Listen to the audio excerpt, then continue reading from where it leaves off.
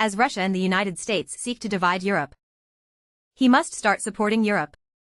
Europe cannot be divided. At least not now. Because they cannot allow Russia to become great again. To guard against the United States and Russia, alliance with Australia is their best choice.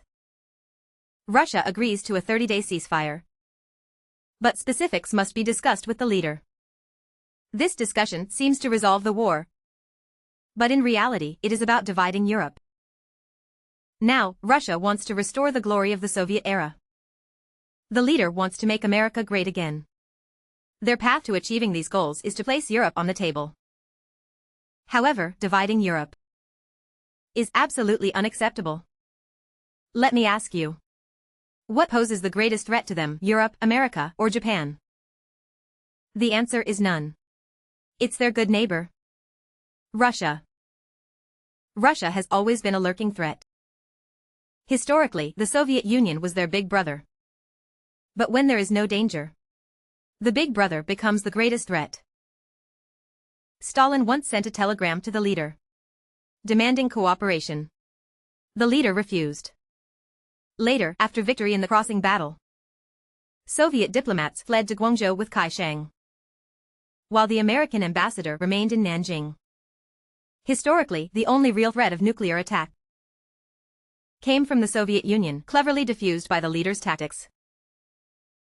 To guard against a Soviet nuclear strike, they spent a lot of time and money on infrastructure development.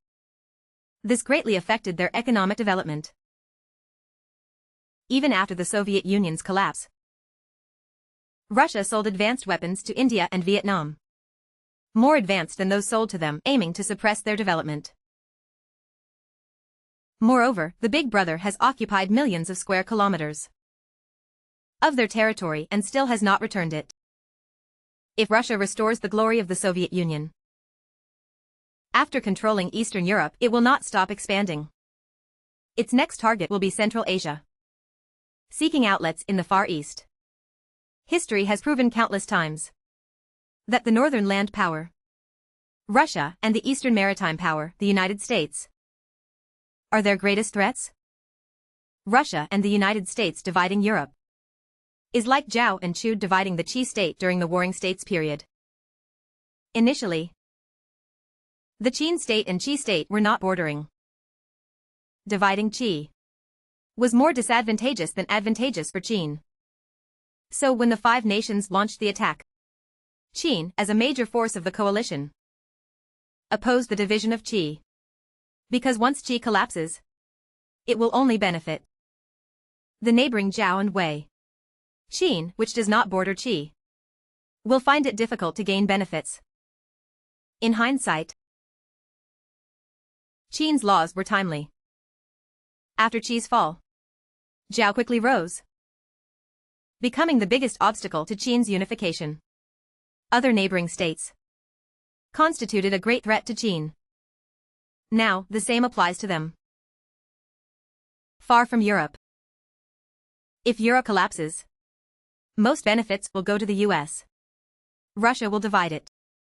And they may only enjoy the remaining 10%. What they need is a half-dead bear, not a vigorous one. After 3 years of fighting in Ukraine, Russia's economy is on the brink of collapse.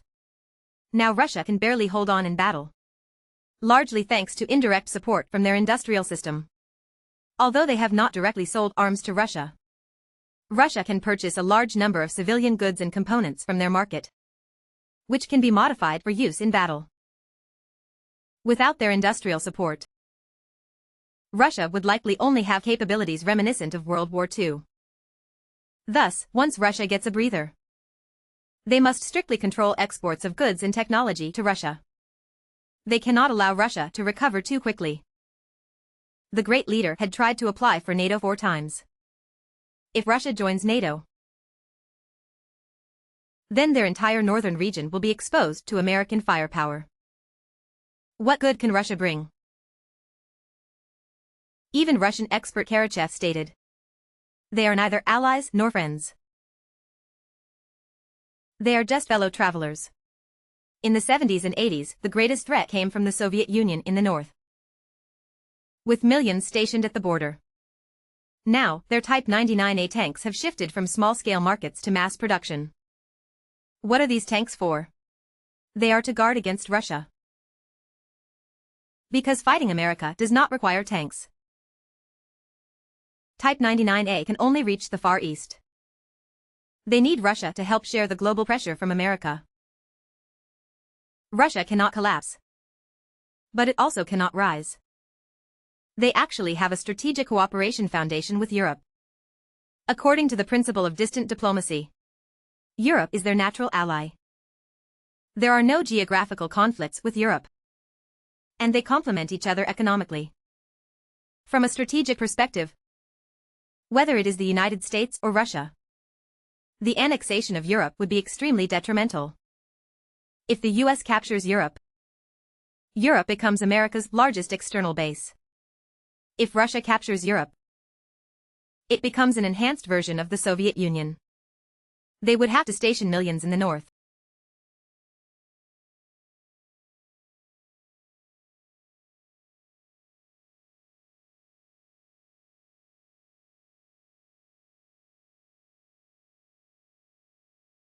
Strategically, Europe must be saved. However, tactically, the East will not act easily. The situation has reversed.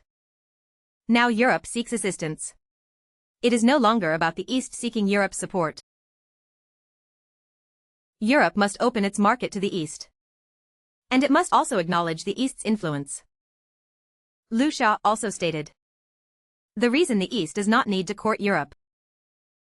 The future direction of the world largely depends on Europe. If Europe can remain independent with the East's support, then the US and Russia will continue their stalemate.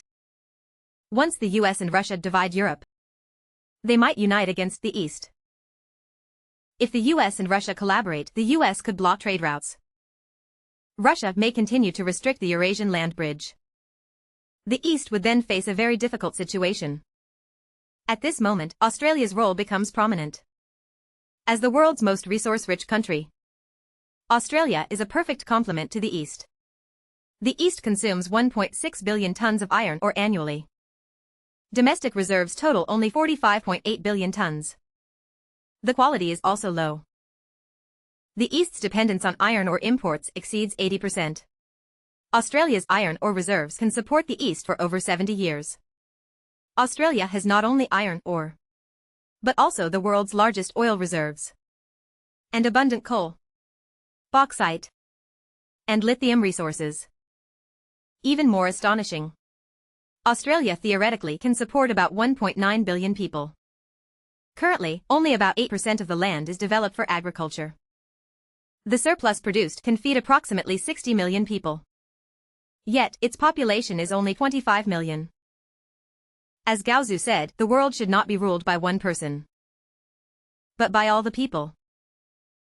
Should only 25 million individuals dominate Australia? Moreover, Australia is the best breakthrough point against Russia and the US in the future. As the saying goes, those who do not plan for the future cannot make plans for the present. Those who do not consider the big picture cannot strategize effectively. Without foresight, there will be immediate concerns. Like and follow for strategic insights. He will help you see clearly.